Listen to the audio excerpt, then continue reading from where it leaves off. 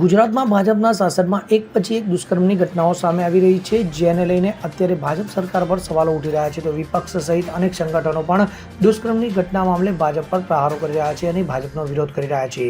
ત્યારે વડોદરા શહેરમાં આ દુષ્કર્મની ઘટના મામલે ભાજપ સામે પોસ્ટર વોર શરૂ થયું છે, જેમાં ક્રાંતિકારી સેના દ્વારા ભાજપના સાંસદને ટાર્ગેટ કરીને લખવામાં આવ્યું છે કે જો મહત્વની વાત એ છે કે ક્રાંતિકારી સેના દ્વારા રાત્રિના સમયે આ પોસ્ટરો લગાવવામાં આવ્યા છે. ત્યારે વડોદરામાં ભાજપના સાંસદ વિરુદ્ધ રાત્રિના સમયે બેનરો લગતા રાજકારણમાં ગરમાવો આવ્યો છે. તો ક્રાંતિકારી સેના દ્વારા મધ્યરાત્રિએ ફરી એકવાર સત્તા પાર્ટીના નેતાઓ વિરુદ્ધ બેનર લગાવવામાં આવ્યા છે, જેમાં ક્રાંતિકારી સેનાએ વડોદરા સહિત ગુજરાતના સાંસદોને ટાર્ગેટ બનાવ્યા છે. તો આ બેનરમાં લખવામાં આવ્યું છે કે હે યુવા સાંસદ, ચમત્કારના વિકાસમાં દુષ્કર્મ ક્યાં સુધી. આ સાથે #PRO મોદી અને #એન્ટી બીજેપીનું લખાણ પણ તેમાં જોવા મળી રહ્યું છે. ત્યારે દુષ્કર્મની ઘટનાઓને લઈને શહેરમાં ભાજપ વિરુદ્ધ પોસ્ટર વોર શરૂ થતા રાજકીય ગરમાવો આવી ગયો છે.